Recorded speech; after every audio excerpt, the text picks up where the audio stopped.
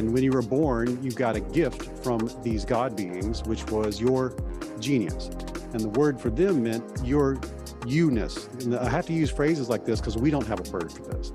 Your unique-ness, your you-ness. And that's everything, though. It's the way you walk, the way you talk. It's the things you like to eat and don't like to eat. But it's also your talents and your obsessions and it's your personality, all those things. Not necessarily anything that you would consider it an extraordinary quality. It's just your uniqueness, your human individuality.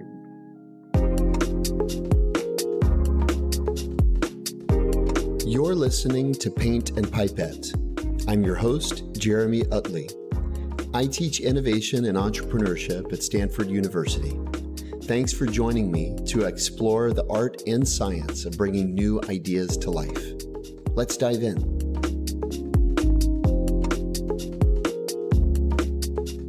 So we have the incredible privilege of having a famous journalist, author, podcaster here with us, and he has a new project underway, which is related to the topic of genius. It's probably something all of us here at Stanford are at least familiar with. There's a famous study, maybe David can speak to that, a famous study commissioned about genius actually at Stanford a long time ago. But it's a topic near and dear to our hearts because of David's unique definition of the word. So you might be thinking, genius, what does that have to do with transformative design? Well, I'd love to help illuminate that. Maybe we can have a little bit of a conversation between me and David, and then you guys can ask some questions as well. I think it's a topic that is of profound import to the topic of the course, transformative design. And it's incredibly empowering when you realize the possibilities. So it's a privilege to get to have David here. Hopefully we can all learn something from him. So maybe David, just to get started. And by the way, I'm recording this so that you can listen to it later if you want to as well. So that's why we're speaking into a microphone, even though you're not hearing anything over the loudspeakers. So maybe we can start with the question of why genius? Why genius? Why did you undertake this as the next? I mean, you've written several very successful books. Why has genius taken your fancy?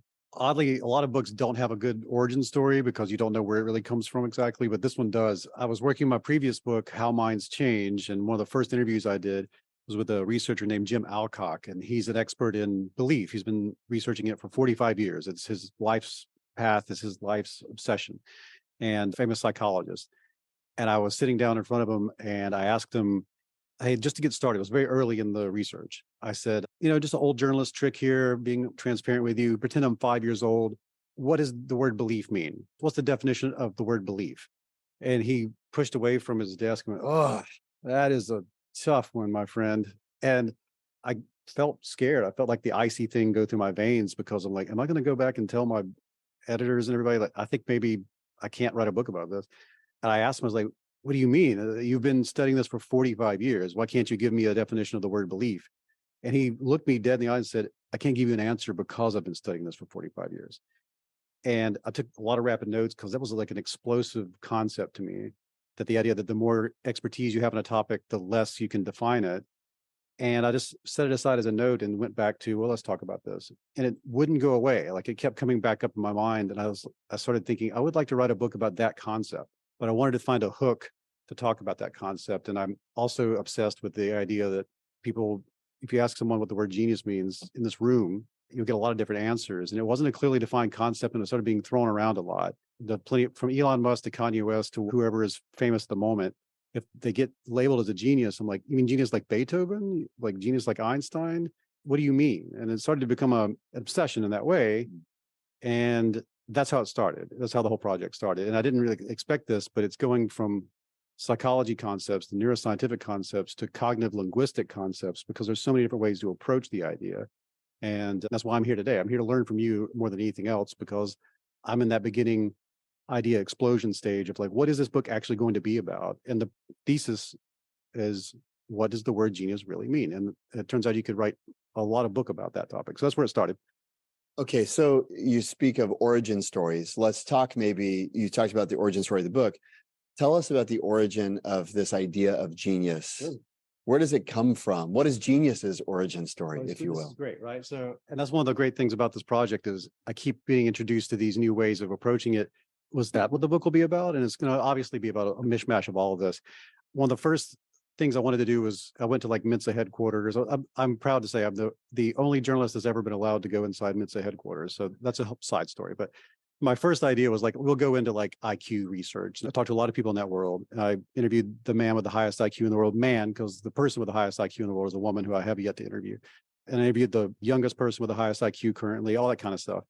And at some point, I was like, I need to start talking about the word.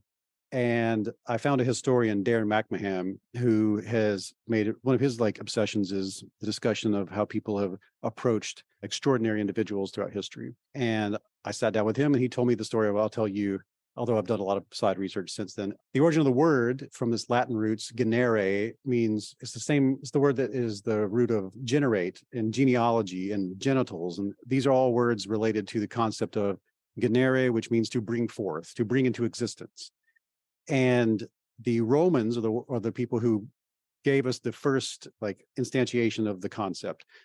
They, as part of their religion and mythology, which they did not consider a mythology, but they had a concept of a spirit realm, and it's a bit analogous to like guardian angels or something like that. But they would have considered it a much more like defined idea. They believed that there were these spirits, they called them the genii, who would extract a piece of the essence of all reality and bring it into the mortal realm and put it into a mortal being, which would be an individual human being. And when you were born, you got a gift from these God beings, which was your genius. And the word for them meant your you-ness. And I have to use phrases like this because we don't have a word for this. Your unique dashness, your you dashness. And that's everything, though. It's the way you walk, the way you talk. It's the things you like to eat and don't like to eat. But it's also your talents and your obsessions and it's your personality, all those things. Not necessarily anything that you would consider it an extraordinary quality. It's just your uniqueness, your human individuality. And they really relished in this idea, these early Romans, that so much so that every year on the day of your birth, you would hold a little ceremony where you take a little confection and you'd burn it down to the ground. And the idea is that it was going into the ether. And you would sing a hymn to that one particular genius. They called the spirits the genius as well. It's confusing to us. They would use the same word for both, but they had no problem with it. And you would thank that genius for bringing you into the mortal realm. And I did not believe this, even when this historian told me this, but I had to cross-reference this a couple of times. This is true. That is the origin of the birthday party. The birthday party came from this ceremony.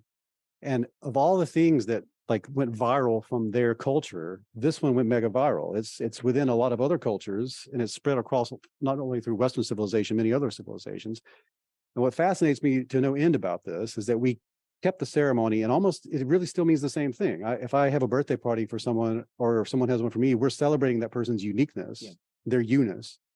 But somehow along the arc of this idea and the word and the idea that it maps onto, the word is kind of popped off and went on its own path, because as the different cultures used that word, when someone did achieve something extraordinary, you would say like, wow, that's a testament to that person's genius, which originally meant a testament to their uniqueness, their unique perspective and how they approached the problem.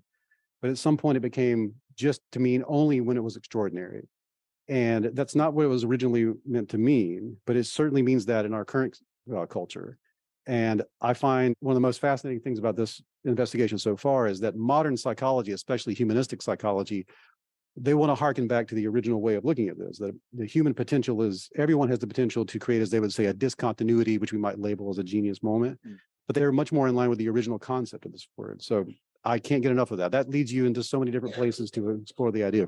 So then let's go there, because we're kind of coming right to the perfect dovetail with the course. If you think about transformation and our first project, right? Achieving value, being, alignment, right? Our entire first design project is around identifying those areas of ourselves where we're at misalignment with. We actually started with a eulogy. So from birthdays to eulogies, for example, or for a moment, we started the class by having students write their eulogy, and then we mapped what are the gaps.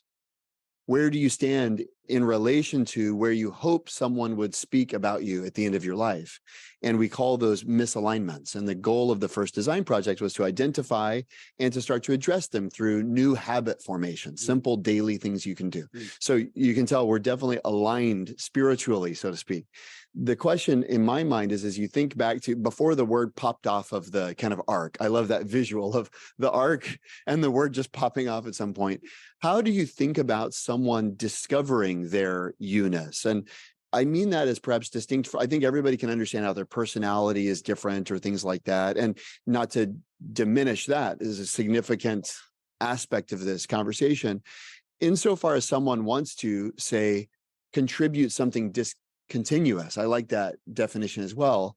How does one discover the opportunities for discontinuous contribution that reside within themselves? Great question.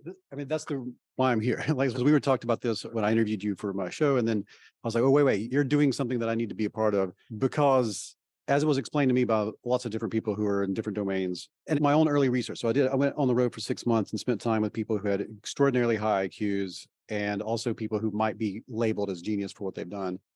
And they all had the same, like, they had a very similar story between them, or there was something that seemed to be they shared, which was they tended to be people who played a lot in different spaces and would get serially obsessed. Like I called them like autodidact dilettantes that were serially obsessed. And they would get into something for a while. It could be anything, Legos, or, how to cook crawfish in different ways. Like this, every person has some obsession they would get into, and they would basically get to a saturation point with it. And at that saturation point, they would be like, well, that was fun. And they'd move to another thing to be obsessed with.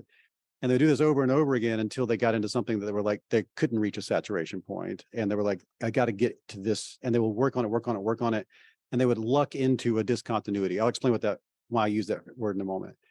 One thing I could not help but notice, though, was all of these people also shared the privilege of being able to do that, either through luck or through maybe they did something that got them there. A lot of luck, usually luck by birth or luck by happenstance. They could serially jump into a bunch of obsessions, and a lot of people aren't offered that opportunity. So whether or not they realized that they were expressing their human potential because they were afforded the opportunity to do so. And when I spent time with Scott Barry Kaufman, who's an intelligence researcher and also a human potential researcher, he was like very adamant about, yeah, that's where humanist psychology is now, is the idea that if we afford more people the opportunity to just, fart around and find their thing until they find, oh yeah, I actually do find this space a place where I would play until the day I die, it increases the likelihood that they will find a discontinuity. And so I spent time with David Krakauer at the Santa Fe Institute for Complexity, and he had the best insight into that, which was what we currently in our culture use the word to refer to most often is when a person has played in a space and they find a discontinuity there. And so you have this like stepwise progress of that domain, and then they shoot way ahead. And who knows how they do it? Oftentimes it wasn't through, they don't have anything extraordinary about them that would have gotten them there. They just happened to be looking in a place no one was looking, or using a method nobody had ever used. He'd like to talk about irrational numbers. Like they were working on a simple version of it. They were working on a complex problem that required math that apparently didn't exist yet. And they're like, what if we just made up some numbers? Yeah, sure. Yeah, no problem. I've got microphone voice going. There were these people, David Krakauer talked about the invention of irrational numbers as a good example of a discontinuity. A group of mathematicians are trying to solve equations that they couldn't solve. They were like, we could solve these if we made up numbers that don't exist. And so they did. And then they did solve the equations. And then, we get all sorts of insights into quantum physics. And we have, global satellite systems that use irrational number equations because they just made up something. And that created a gigantic leap in mathematics just because went through, he called that a discontinuity. Yeah. And he would refer to that as a work of genius. And there's a philosophical debate as to whether or not, if someone creates a work of genius, does that make them a genius? Or do we consider someone a genius before they create the work? This is about semantics and linguistics, but it's part of the problem, part of the mystery of it all. Research is clear that our first idea probably isn't our best idea. That's true for you, me, as well as your organization. But that first idea is an essential step to better ideas. So how do you improve your idea flow? That's my passion and the work I do with organizations. If you'd like to explore how I can help your organization implement better ideas, let's talk. Check out my website, jeremyutley.design, or drop me a line at jutley@jeremyutley.design. Let's make ideas flow better. My overall answer to this is, it seems to be, my thesis currently is like increasing the opportunity for people to become obsessed with a thing and then abandon it if they're not interested in it or they reach a saturation point until they find the thing that they'll work on maybe forever. The larger population you have of people doing that, the more likely someone will, most of them will not, someone will discover a discontinuity that we'll all benefit from. And we will collectively look at that and say, genius. But it still plays with the original concept of it because we allowed them to take their uniqueness and apply it. So that's my current thinking.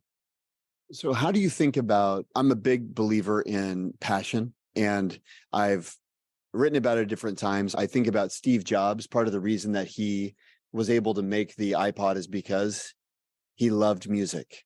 And he actually says, the reason the Microsoft Zune sucks is because they weren't making something that they wanted their friends to love. But we love music, and we made a product that our friends would love, right? You think about Jeff Bezos. Jeff Bezos was obsessed with books growing up. It's not surprising to me he did something interesting regarding books. You know, the other thing he was obsessed with? He was a valedictorian of his high school. And do you know what he gave his valedictory speech on? Meet me in outer space. How many of you, when you see him going up in a rocket ship, think, oh, that's a billionaires club thing. He's just trying to compete with Richard Branson. I know I did. And then I start studying him and I go, wait, since he was 14 years old, he's been obsessed with this question of going to space. And to me, I mean, by the way, that's not to endorse those personalities or management styles or anything like that, is to say, I do see evidence that love and passion plays into one's ability to create a disproportionate or discontinuous difference. And yet at the same time, I'm also aware of like Cal Newport, he's got a book called So Good They Can't Ignore You. And the whole premise of his book is passion is baloney. And people say, follow your passion. That doesn't mean anything. He takes down even Steve Jobs' speech at Stanford about following your passion and how that's not even true about Steve Jobs. And so I would love to hear, how do you think about that? So, which is to say, to me, out of both sides of my mouth, I'd say it's at least not straightforward. That the answer is follow your passion. So how do you think about that? Going back to this question again of finding your you-ness, how does one know? Is this a passion where there's going to be a discontinuous advance, or is this something that I ought to keep in check and maybe not indulge so much? It comes up in creative pursuits and artistic pursuits a lot, right? Like a person in those spaces isn't trying to create a discontinuity. They're not trying. I think in STEM world, that framework makes a lot of sense. The Institute for Complexity Science, they enjoy that as a framework. But it was interestingly, Krakauer, it was a very bizarre thing to bring up out of nowhere as far as the conversation was going, was that we're saying that one person playing basketball on a team uses more calories, more glucose is going to the brain than a person trying to solve a math equation.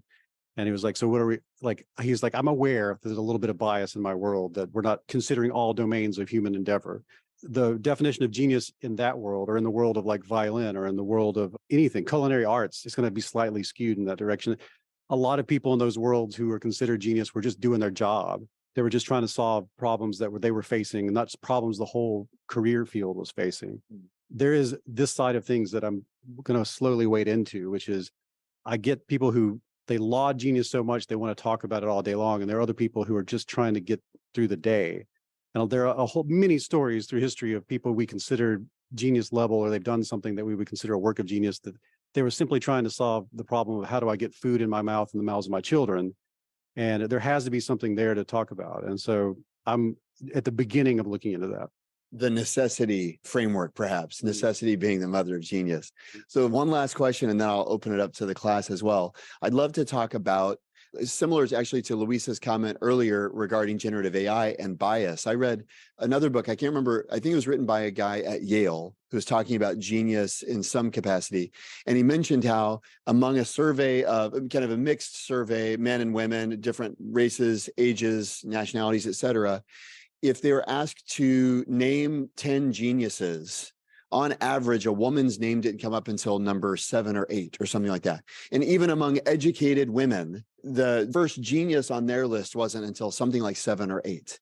And which is to say, there's definitely gender bias there. How do you think about accounting for bias in this realm or in this topic? And how does one offset? To use the large language models as an example, there's a lot of bias baked in. And just to use that as a metaphor, how does one become aware of one's own large language model biases as one thinks about genius in one's own life or in the world, et cetera? This is enormous, right? Because the history of this exploration is very, very old white duty. And the thing is, and I was shocked to find this, I was shocked that this is going to be a big part of the investigation, is that as soon as we started quantifying these things, it went to eugenics immediately, like immediately. And there was a period of time, I don't know how aware anyone is, I was shocked to learn this.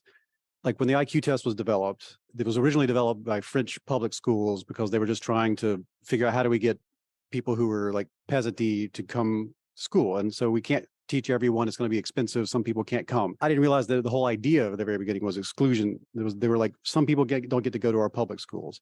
So they're like, let's develop a test to figure out where to put people and what grade they should go in. And well, they did it by averaging in them and figuring out, well, you're above average, you're below average. You'll go into a class that's advanced, you'll go one that's behind, and that's how we'll solve this problem. And the result of that was the IQ test. And then the IQ test was quickly wrapped into a lot of other academic domains. And as soon as it was in those, it started being used for nefarious purposes. In the United States, you used to come to Ellis Island and they would give you an IQ test. If it was too low, you might get sterilized because they didn't want to have more morons and imbeciles in the population. And at the time, moron and imbecile were scientific labels for a person of a certain IQ. And as soon as they had that, though, they also had, what do we call people with an above IQ? And they're like, oh, we'll use the word genius. And they put the genius label on you. And once they had that, they're like, oh, wow, what if we tried to just make generations of geniuses? And that went straight to eugenics. And of course, the eugenics of that era was extremely, anyone who doesn't look like me doesn't get to be put into that category, clearly just by the fact of the color of their skin or the nature of their ethnicity. That person couldn't even possibly be a genius. And it was right there from the beginning. Like IQ testing and intelligence testing and quantifying human potential was biased right off the bat. You would think that maybe we got past that by now, or at least we're aware of it. But 1 month from today, I'm going to go spend a week with 2 eugenicists who live in Pennsylvania. They've recently went in the news. I thought I had like exclusive rights to them, but they have a pretty strong PR campaign going. Simone and Malcolm Collins, they call themselves the Gattaca couple. They're trying to alter the genetic makeup of their offspring to be geniuses. And they actually started a small school, the Genius School, just for the other people who are doing this. They call it the pro-natalist movement. And it reeks of eugenics. And I've told them this. I've been very transparent with them. Like, when I put you in this book, that's how I'm going to describe this. And they're like, it's fine. They're proud of it. They're okay with it. They believe they can convert all of us to their way of seeing things. And, they'll say things like, we knew your child was destined for it to have a disorder. Would you use this technology to prevent that? Because you don't want them to have a disadvantage. And so if we knew that they were going to have a certain level of intelligence, wouldn't you use this to give them an above level of intelligence to eradicate their disadvantage? That's how they argue for it. And they aren't the only people doing this. There's a pro-natalist movement in this country currently of people that have the money to do this thing. And they're going to be part of the book because the history of human potential research has a lot of eugenics wrapped up in it. So there's not been a whole lot of DEI in this world, to put it very simply. And I tend to face that head on. By day, I'm a professor, but I absolutely love moonlighting as a front row student next to you during these interviews. One of my favorite things is taking the gems from these episodes and turning them into practical tips and lessons for you and your team. If you want to share the lessons you picked up from this episode with your organization, feel free to reach out. I'd be thrilled to do a keynote on the secrets that I've gleaned from creative masters, or put together a hands-on workshop to supercharge your next offsite adventure. Hit me up at jutley@jeremyutley.design for more information.